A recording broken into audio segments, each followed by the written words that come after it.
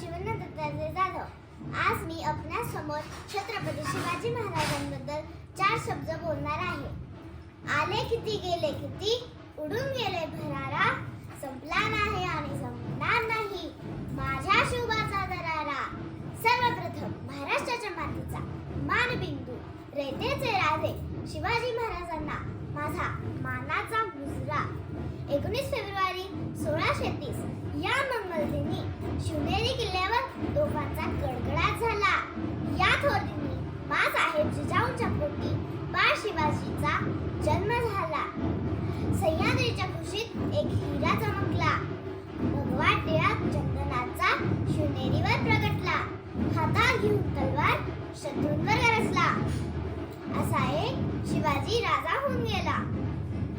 Aste Kadam, Aste Kadam, Aste Kadam.